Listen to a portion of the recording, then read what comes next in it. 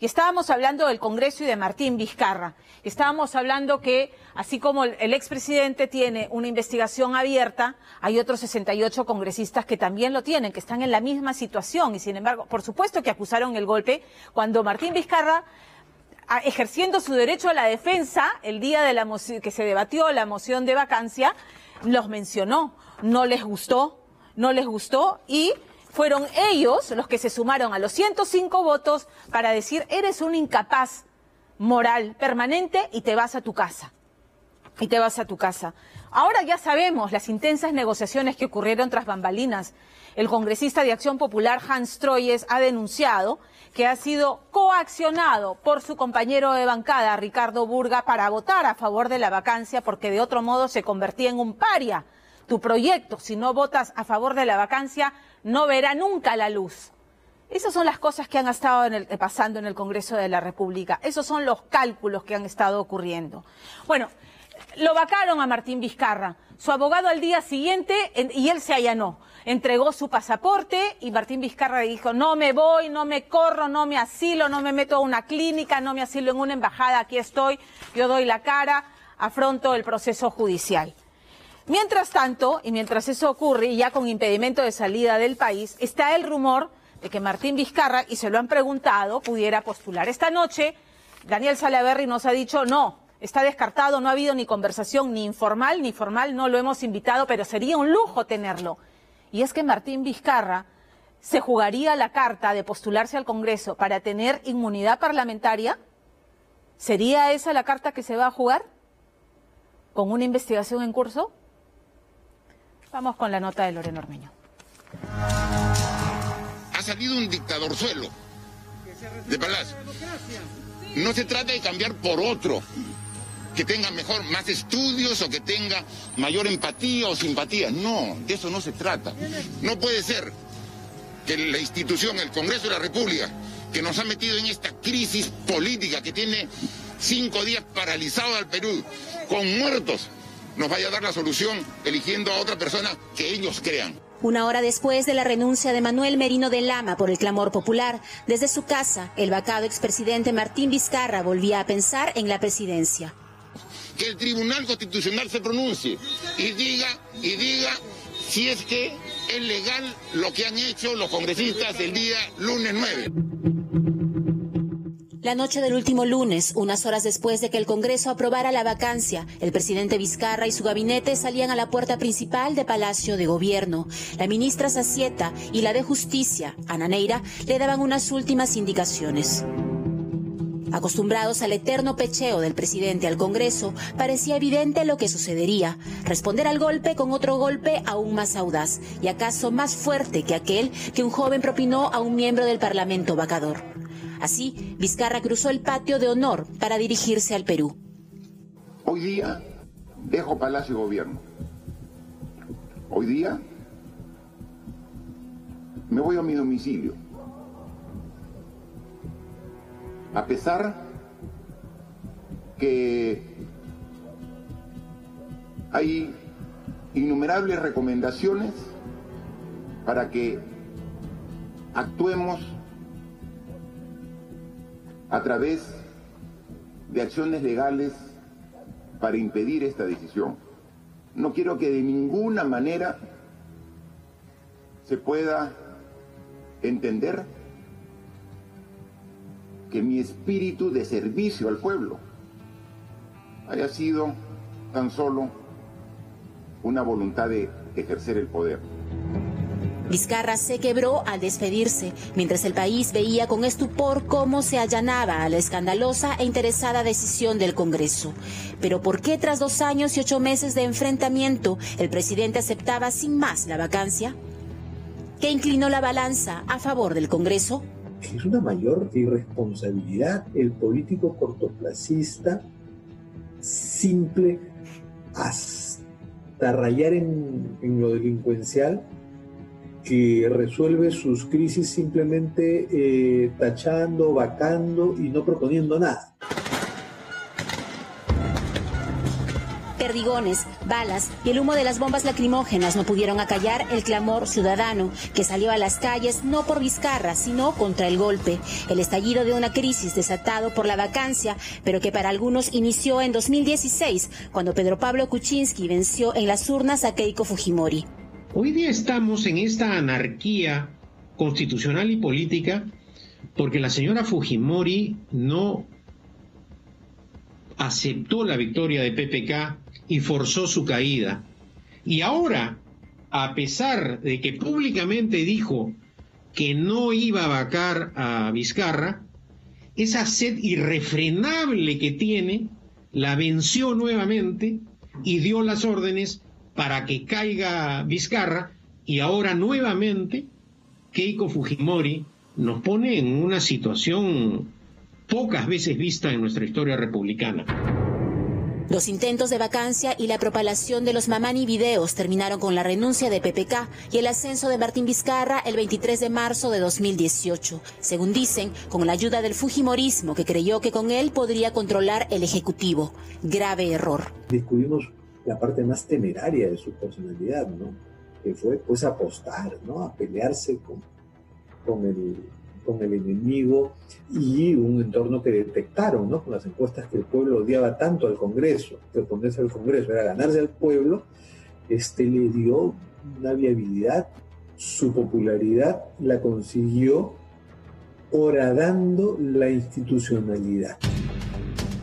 Cálculo político o no, lo cierto es que Vizcarra tomó como bandera la lucha anticorrupción, justo cuando el país escuchaba a una mafia de fiscales y jueces negociando sentencias judiciales. Los cuellos blancos fueron la razón del primer gran enfrentamiento con el Congreso, que negó la autorización para investigarlos. De allí el conflicto solo escaló. Vizcarra convocó a un referéndum y el 80% de peruanos aprobó 4 cambios constitucionales, incluyendo la no reelección de parlamentarios. Los legisladores se resistieron. El jefe de Estado propuso entonces adelanto de elecciones. Tampoco prosperó. El tira y afloja terminó el 30 de agosto de 2019. En nombre del Consejo de Ministros, hago cuestión de confianza en este mismo momento. Para salir de la crisis, el que ofrece adelantar las elecciones generales, es decir, renuncio como presidente de la República, pero también los parlamentarios, y se convocan elecciones generales.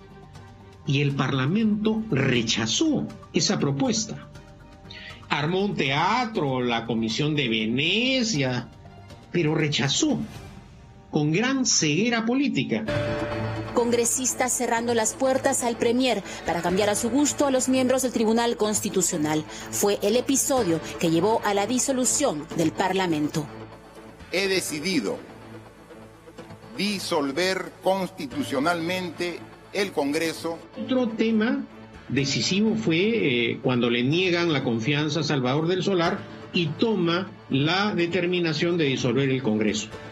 Pero ahí, que también pudo aprovechar este momento del gran respaldo ciudadano que implicó la disolución constitucional del Congreso, él comete el error garrafal, no lanzar lista al Parlamento.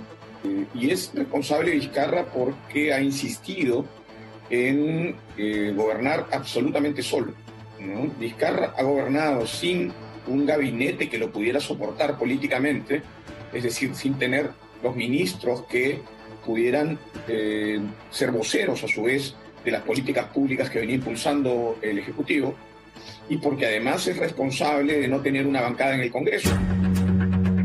El Congreso se instaló al mismo tiempo que se decretó la cuarentena por el mortal coronavirus, con 68 parlamentarios con procesos judiciales, dueños de universidades cerradas atacando a SUNEDU o lanzando a su candidato presidencial con propuestas populistas. Sin bancada, el gobierno resistió hasta que todo cambió por un escándalo, esta vez del propio mandatario. La inexplicable contratación de Richard Swing originó un primer pedido de vacancia que no prosperó. Pero declaraciones de aspirantes a colaboradores eficaces, sindicando a Vizcarra por haber recibido presuntos sobornos, provocaron una segunda vacancia, que se puso en marcha, aunque al inicio parecía solo una amenaza. El fin de semana se va decidiendo, incluso el mismo día, lunes, ayer.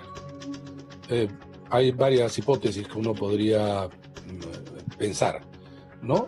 La primera de ellas es que ya esta no es pues una denuncia sobre el contrato indebido de una persona. Acá hay una serie de testimonios, por lo menos que en términos de impacto político eran fuertes. Estamos hablando de los chats con su íntimo amigo, el exministro Hernández. Pero las sospechas de corrupción no habrían motivado la vacancia, sino los intereses. La detención por corrupción del dueño de Podemos Perú o consignas como las de UPP, digitadas desde la cárcel por el asesino Antauro Humala. Ahorita el Congreso está, digamos, las únicas bancadas que se han mantenido firmes con respecto a la vacancia somos nosotros y Podemos.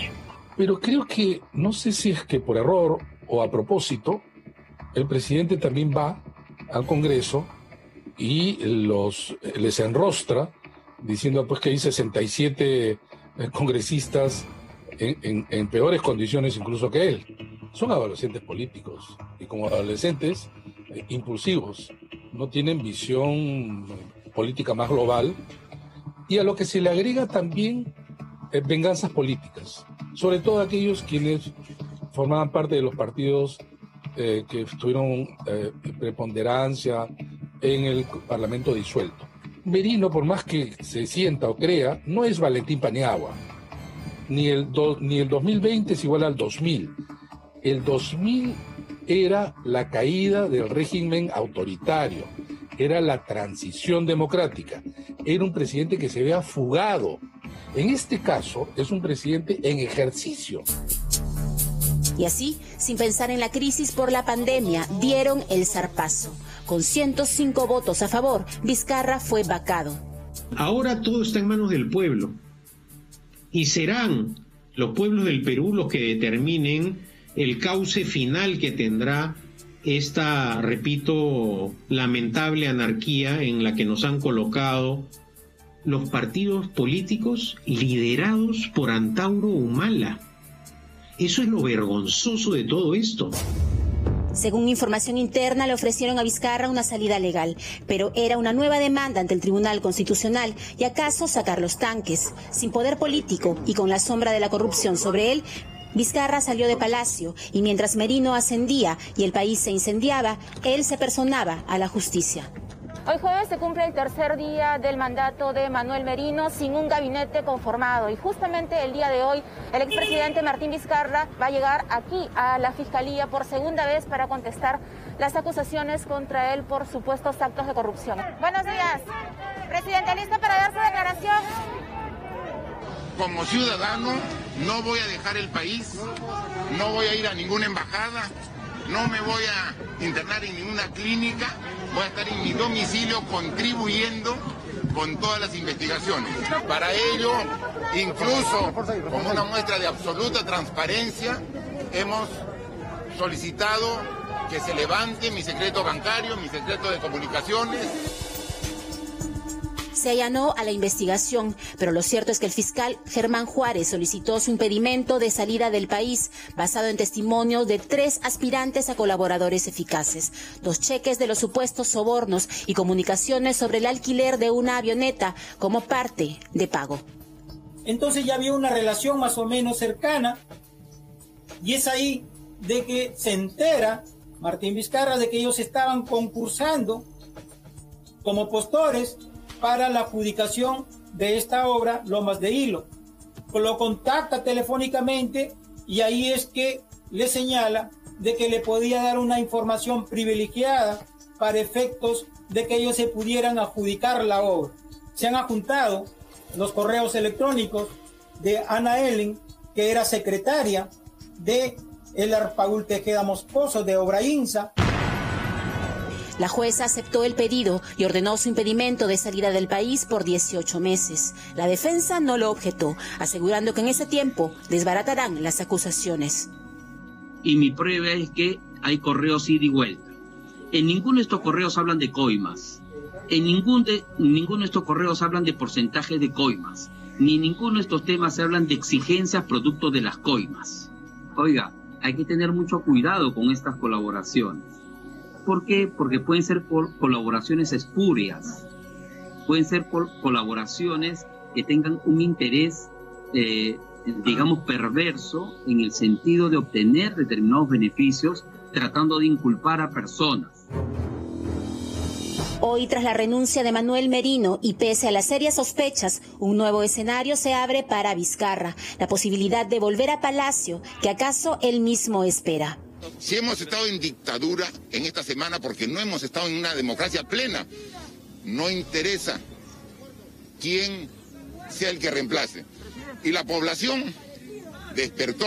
Para que retome el poder con su gabinete en pleno, ¿lo haría? Esto determina, lo que lo debe determinar es el Tribunal Constitucional, a quien pedimos que no espere hasta el día miércoles, que tome la decisión ya. Volver a Palacio, el aparente anhelo de Martín Vizcarra, legal o no, está en manos del Tribunal Constitucional.